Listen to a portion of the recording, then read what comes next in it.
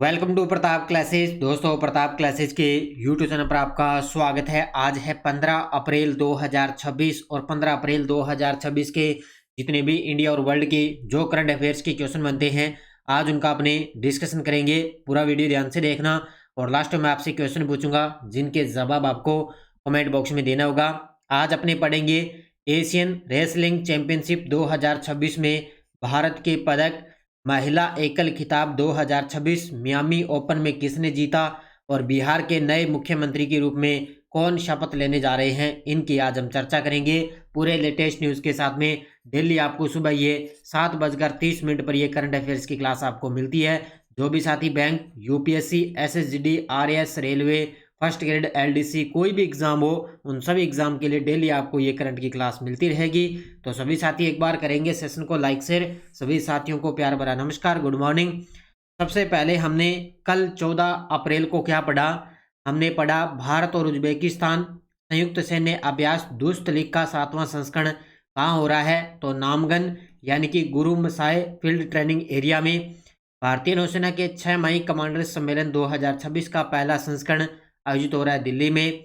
भारत के उपराष्ट्रपति सीपी राधाकृष्णन जी ने किस स्थान पर विज्ञान और प्रौद्योगिकी उपायों के माध्यम से जनजातीय जीवन में परिवर्तन सम्मेलन का उद्घाटन किया? ये भी कहाँ पे? दिल्ली में। वित्त वर्ष 2025-26 में पेटेंट फाइलिंग के मामले में भारत की वैश्विक रैंकिंग क्या हो चुकी है? 6ठे स्थान पे। इलीक्रेमा 2027 का 17वां संस्करण कहाँ लॉन्च किया गया? दिल्ली में। इराकी संसद ने 11 अप्रैल 2026 को किस कुर्दिश राजनेता को देश का नया राष्ट्रपति चुना? तो नजीर अहमदी को। और स्वामी विवेकानंद की पहली पूर्ण आकार की प्रतिमा का अनावरण कहाँ किया गया? तो ये किया गया अमेरिका के सिएटल में। तो ये थे कल के क्वेश्चनों का रिवाइज हमने कर दिया। इसका टेस्ट आपको इस डेली टेस्ट सीरीज के अंदर आपको मिल जाता है। ये टेस्ट सीरीज अपनी करंट अफेयर्स की, डेली टेस्ट की। इसमें daily test, daily PDF, weekly test, monthly test आपको मिलता है। ये आप प्रताप क्लासेस का एप्लीकेशन डाउनलोड करके ज्वाइन कर लेना। इसमें आपको 31 दिसंबर 2026 तक आपको डेली, वीकली, मंथली और मंथली पीडीएफ आप जिसका प्रिंट निकाल के अच्छे तरीके से आप अध्ययन कर सकते हो। ठीक है, अब करते हैं स्टार्ट आज की क्लास। सभी साथी एक बार करेंगे सेशन को लाइक और शेयर। पहला क्वेश्चन आपके सामने 15 अप्रैल 2026, बड़ा ही गजब का प्रश्न, एक नई नियुक्ति आपके सामने। बिहार के नए मुख्यमंत्री के रूप में कौन शपथ लेने जा रहे हैं? तो आपने देखा है कि अभी नीतीश कुमार थे, इससे पहले उन्होंने अपने पद से इस्तीफा दे दिया और वो अब राज्यसभा सदस्य से उन्होंने शपथ भी ले ली है, यानी कि वो राज्यसभा सदस्य के रूप में वो सदस्य बने हैं नीतीश कुमार। तो जाहिर सी बात, अभी मुख्यमंत्री का पद तो खाली होना ही था, तो उसी के अकॉर्डिंग अब बिहार के नए मुख्यमंत्री बन गए, यानी कि आज शपथ लेंगे सम्राट चौधरी। कौन है? यानी कि बिहार के नए मुख्यमंत्री के रूप में आज 15 अप्रैल को सम्राट चौधरी शपथ लेने जा रहे हैं, क्योंकि सम्राट चौधरी इससे पहले बिहार के उप मुख्यमंत्री के रूप में कार्यरत थे। ठीक है, देखो, सम्राट चौधरी को बिहार के नए मुख्यमंत्री के रूप में प्रस्तुत किया गया है। वे वर्तमान में बिहार के उप मुख्यमंत्री हैं, यानी कि आज जब वो नए मुख्यमंत्री के रूप में शपथ ले लेंगे तो ऑटोमेटिक उनका पद जो उप मुख्यमंत्री का है वो कंप्लीट हो जाएगा, यानी कि वो इससे पहले बिहार के उप मुख्यमंत्री रह चुके थे। भारतीय जनता पार्टी बीजेपी ने उन्हें विधानमंडल दल का नेता चुना है। उन्हें पहले बीजेपी फिर एनडीए विधायक दल का नेता चुन लिया गया और 15 अप्रैल यानी कि आज लोक भवन के अंदर उनका शपथ ग्रहण समारोह रहेगा। तो ये आपको याद रखना है अच्छे तरीके से। पहली बार ये भारतीय जनता पार्टी बीजेपी ने उन्हें विधानमंडल दल का नेता चुना है, जिनका नाम है सम्राट चौधरी। तो ये बिहार के नए मुख्यमंत्री बन गए। एशियन रेसलिंग चैंपियनशिप 2026 में फ्री स्टाइल कैटेगरी में गोल्ड मेडल किसने जीता है? ये जितने भी कैटेगरी वगैरह हो रही ना चैंपियनशिप, इनको अच्छे तरीके से पढ़ लेना, क्योंकि यहाँ से प्रश्न फिक्स है, भी छपेगा। तो एशियन रेसलिंग चैंपियनशिप 2026 के अंदर फ्री स्टाइल कैटेगरी के अंदर गोल्ड मेडल जीता 2 खिलाड़ी है, एक सुजीत कलकल और एक अभिमन्यु मांडवाल। तो ये 2 खिलाड़ी हैं जिन्होंने इस कैटेगरी के अंदर 2 स्वर्ण पदक इन दोनों खिलाड़ियों ने जीते हैं। तो इसका उत्तर क्या होगा? Option number 1। अब देखो डिटेल।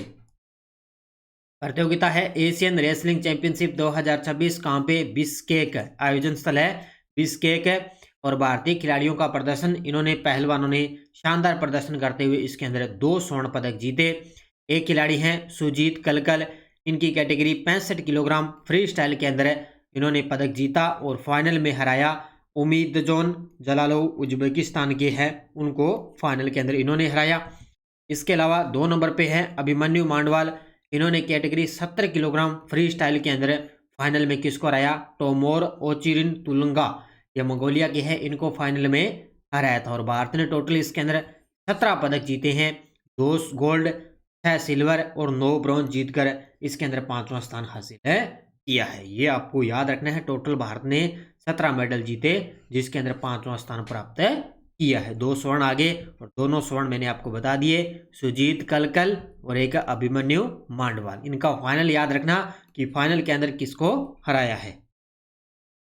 ओके, अगला महिला एकल खिताब 2026 मियामी ओपन में किसने जीता है? ये देखो आपके सामने तस्वीर में, अब 2 खिलाड़ी होते हैं, पुरुष एकल में भी खिलाड़ी जीता है और महिला एकल के अंदर भी जीता है। तो महिला एकल खिताब 2026 मियामी ओपन 2026 के अंदर जीता है आर्याना संबालेका ने। ऑप्शन नंबर बी, किसने जीता? आर्याना संबालेका। तो 2026 का एटीपी मास्टर्स 1000 मियामी ओपन 29 मार्च 2026 को संपन्न हुआ। पुरुष एकल खिताब जीतने वाले खिलाड़ी रहे जेनिक सिनर और महिला एकल खिताब विजेता रही आर्याना संबालेका। दोनों को याद रखना, पुरुष एकल में जीता जेनिक सिनर ने और महिला एकल विजेता रही थी आर्याना संबालेका। पुरुष एकल में जेनिक सिनर ने चेक गणराज्य के जिरी लहेका को हराया था। ये याद रखना, इनका देश आरपीएससी पूछ सकती है भी फाइनल में किस देश के खिलाड़ी को हराया, तो चेक गणराज्य के थे जिहरी लेका, उनको फाइनल में हराया।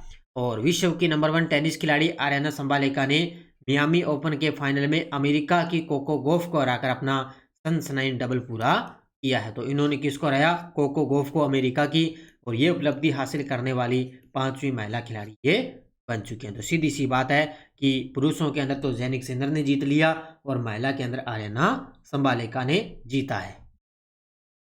नेक्स्ट, WWF मछली राष्ट्रीय पुरस्कार से किसे सम्मानित किया गया है? ये आपके लिए राजस्थान रिलेटेड से क्वेश्चन है, इसको अच्छे तरीके से याद रख लेना। ये देखो आपके सामने तस्वीर में, ये इनका नाम है अनीता चौधरी। क्या नाम है इनका? अनीता चौधरी है। ये है, इनको अब शेरगढ़ वन्य जीव अभ्यारण्य के अंदर इनको तैनात किया गया है और हाल ही में इनको WWF मछली राष्ट्रीय पुरस्कार से भी इनको सम्मानित किया गया है। क्या नाम है इनका? अनीता चौधरी। देखो, अनीता चौधरी 30 साल की उम्र में साहस और संरक्षण का प्रतीक बनी है। वे शेरगढ़ वन्य जीव अभ्यारण्य के अंदर तैनात हो चुकी है। उन्होंने 2021 से अब तक लगभग 500 जानवरों को बचाया है। उन्होंने शिकारियों, तस्करों और अवैध खनन करने वालों के खिलाफ कड़ी कार्रवाई की है और उन्हें हाल ही में WWF मछली राष्ट्रीय पुरस्कार से इनको सम्मानित किया गया। और शेरगढ़ वन्य जीव अभ्यारण्य के बारे में तो आप जानते हो, ये अपने राजस्थान के बारां जिले के अंदर स्थित है। तो वहां पे इनको तैनात किया गया अनीता चौधरी को और हाल ही में इनको WWF मछली राष्ट्रीय पुरस्कार से सम्मानित किया गया। नेक्स्ट क्वेश्चन देखो आपके सामने, अमेरिकी राष्ट्रीय आतंकरोधी केंद्र NCTC के प्रमुख ने इस्तीफा कब दिया है? आजकल आरपीएससी इस प्रकार के प्रश्न पूछेगी और मैं आपको इस प्रकार के क्वेश्चन करवाऊंगा ताकि फर्स्ट ग्रेड के अंदर आपका क्वेश्चन गलत न हो। तो यहाँ पे इसका उत्तर होगा 17 मार्च 2026 को अमेरिकी राष्ट्रीय जो आतंकरोधी केंद्र है उसके प्रमुख थे, कौन है? जो केंट, इनका नाम है जो केंट है और उन्होंने अपने पद से इस्तीफा दे दिया है। ये देखो आपके सामने तस्वीर में, तो अमेरिकी राष्ट्रीय आतंकरोधी केंद्र के प्रमुख है जो केंट ने 17 मार्च 2026 को अपने पद से इस्तीफा दिया। उन्होंने ये इस्तीफा ईरान के खिलाफ अमेरिका इजराइल सैन्य कार्रवाई के विरोध में दिया है। यानी कि आपको पता है अमेरिका और इजराइल सैन्य कार्रवाई, उनकी जंग चल रही थी, तो उसी के अकॉर्डिंग विरोध में उन्होंने इस्तीफा दे दिया। कारण उन्होंने इस युद्ध को अमेरिका सुरक्षा के लिए अनावश्यक बताया और साथ ही इसे बाहरी दबाव का परिणाम है बताया। इतनी चीजें तो आएगी नहीं, लेकिन सीधा आपसे इतना प्रश्न पूछा जाएगा। तो इनका नाम विशेष तौर से आपको याद रखना है, जो केंट। विज्ञान और प्रौद्योगिकी मंत्री डॉक्टर जितेंद्र सिंह ने जिस AI संचालित प्लेटफॉर्म की घोषणा की उसका नाम क्या है, जो शोध प्रकाशनों को 18 भारतीय भाषाओं में सरल सामग्री के अंदर बदलता है? ये क्योंकि AI का क्वेश्चन है वो लगभग मैं डेली करवा रहा हूँ, उसका क्वेश्चन एक भी मैं नहीं छोड़ता क्योंकि AI का सिस्टम है, तो यहाँ से प्रश्न निश्चित तौर से बनेगा। तो AI संचालित प्लेटफॉर्म की घोषणा की, उसका नाम है तो शोध प्रकाशनों को 18 भारतीय भाषाओं को सरल सामग्री में बदलना, उसका नाम है इसका नाम है सरल एआई। क्या नाम है? ऑप्शन नंबर 1 सरल एआई को लॉन्च किया है। देखो, विज्ञान और प्रौद्योगिकी मंत्री डॉक्टर जितेंद्र सिंह, पहल या संस्था राष्ट्रीय अनुसंधान फाउंडेशन के सहयोग से प्लेटफॉर्म का नाम है सरल एआई और ये एआई संचालित है, यानी कि आर्टिफिशियल इंटेलिजेंस से आधारित। उद्देश्य क्या है? जटिल शोध प्रकाशनों को सरल बनाना, आम लोगों के लिए समझने योग्य बनाना और इसके अंदर भाषाओं की संख्या रहेगी 18 भारतीय भाषाओं की इसके अंदर संख्या रहेगी, यानी कि 18 भारतीय भाषाओं में सरल सामग्री में बदलना, ये इसका मुख्य टारगेट है रहेगा। तो ये इस प्रकार की जो क्वेश्चन होते हैं विशेष तौर से आपको ध्यान में रखने हैं। ठीक है।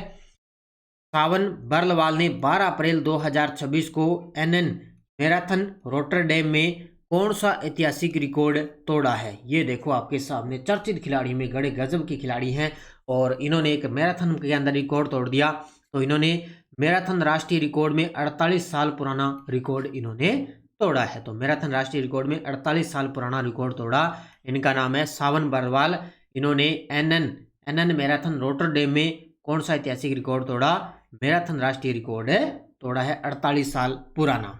अब देखो, सावन बर्लवाल ने भारत का मैराथन राष्ट्रीय रिकॉर्ड तोड़ा है 48 साल पुराना। इससे पहले ये रिकॉर्ड शिवनाथ सिंह के नाम पे था और ये उपलब्धि 12 अप्रैल 2026 को हासिल हुई। ये रिकॉर्ड एनएन मैराथन रोटरडेम के अंदर टूटा है। तो ये एक चैंपियनशिप हुई, इसके अंदर इन्होंने ये राष्ट्रीय मैराथन रिकॉर्ड का तोड़ा है 48 साल पुराना। अब देखो, इसमें समय 2 घंटे 11 मिनट 58 सेकंड ये पहले ये अब था और पिछला रिकॉर्ड था 2:12, यानी कि 1978 में ये रिकॉर्ड बना था। अब देखो 2 घंटे 11 मिनट यहाँ और यहाँ पे देखो 2 घंटे 12 मिनट। ठीक है। अब यहाँ पे इन्होंने रिकॉर्ड तोड़ दिया। एनएनएम मैराथन रोटरडेम नीदरलैंड में और एलिट कैटेगरी के अंदर इनको 20वां स्थान मिला है। तो अंतिम स्थान पे ये रहे। इनका नाम है कौन है? सावन बर्लवाल ने। तो राष्ट्रीय रिकॉर्ड तोड़ा इन्होंने, अच्छे तरीके से याद कर लेना। अब देखो वन लाइनर करंट पहला है, सुनील वाजपेयी ने 10 अप्रैल 2026 को तमिलनाडु और पुडुचेरी राज्यों के लिए आयकर के प्रधान मुख्य आयुक्त का कार्यभार संभाला है। तो ये याद रखना। मिचेल स्टार्क और दीप्ति शर्मा को प्रतिष्ठित विस्डेन क्रिकेटर्स अलकनेम अवार्ड द्वारा दुनिया के अग्रणी क्रिकेटर के रूप में इनको नामित किया गया। और इजराइल के प्रधानमंत्री बेंजामिन नेतन्याहू ने मेजर जनरल रोमन गॉफमैन को मोसाद का अगला प्रमुख नियुक्त किया गया। ये पॉइंट नोट कर लेना भी 3 नंबर वाला, याद रखना कि मेजर जनरल रोमन गॉफमैन को मोसाद का अगला प्रमुख नियुक्त किया गया। इसके अलावा बनारस हिंदू विश्वविद्यालय एसोसिएशन ऑफ इंडियन यूनिवर्सिटीज की नेशनल मूड कोर्ट प्रतियोगिता 2026 के अंदर विजेता बनी है। कौन है? बनारस हिंदू विश्वविद्यालय। और ऑस्ट्रेलिया ने सुसान कोयल को अपनी पहली महिला सेना प्रमुख नियुक्त किया है। ये आपको अब की बार है जो अप्रैल महीने की जो मंथली पीडीएफ आएगी उसके अंदर भी वन लाइनर मिलेंगे और जो अपनी फर्स्ट ग्रेड की 2.0 बुक आएगी उसके अंदर भी आपको ये वन लाइनर क्वेश्चन आपको मिलेंगे, ताकि वन लाइनर में से प्रश्न आएगा तो आपका गलत नहीं होगा। ठीक है। तो ये 5 अच्छे तरीके से पढ़ लेना। ये टेलीग्राम ग्रुप है, कोई सूचना, कोई लिंक, कोई नोटिफिकेशन सब आपको टेलीग्राम पे सूचना मिलती है। पिछले वीडियो का क्वेश्चन क्या था? एशियाई बॉक्सिंग चैंपियनशिप 2026 में भारत के लिए स्वर्ण पदक किसने जीता? विश्वनाथ सुरेश ने जीता है। तो बहुत सारे विद्यार्थी ने बड़े गजब के जवाब दिए, उन सभी को बहुत बहुत शुभकामनाएं। अब देखो question for you, operation Him Setu किसके द्वारा शुरू किया गया? वायुसेना, नौसेना, भारतीय सेना और एनडीआरएफ। इसका जवाब आपको कमेंट बॉक्स में देना है। और यस्टरडे डोज अपनी क्या थी? आदर्श आचार संहिता से संबंधित प्रावधान चुनाव आयोग बनाता है किस अनुच्छेद के तहत? 324 के तहत। केंद्रीय मंत्रिपरिषद ने राष्ट्रपति को क्या सलाह दी कि न्यायपालिका इसकी समीक्षा नहीं कर सकती? किस अनुच्छेद के तहत? 74 अनुच्छेद 74(2) के तहत।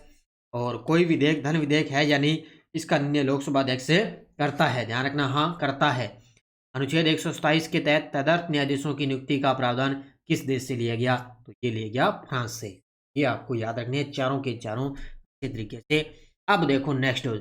अब आपको नेक्स्ट डोज में मिलेंगे सिर्फ अनुच्छेद आज की क्लास में। अनुच्छेद 36 में क्या है, अनुच्छेद 37 में क्या है, अनुच्छेद 38 में क्या है, अनुच्छेद 39A में क्या है और अनुच्छेद 40 के अंदर क्या है। ये चारों आपको अच्छे तरीके से याद रखने हैं, क्योंकि आजकल लगभग आरपीसी है वो नीति निर्देशक जो तत्व दिए हुए ना उनमें से लगातार जो है संविधान से क्वेश्चन पूछ रही है। तो अनुच्छेद से प्रश्न पूछ रही है, तो ये अनुच्छेद आपको याद रखने में क्या क्या उल्लेखित है, संबंधित है।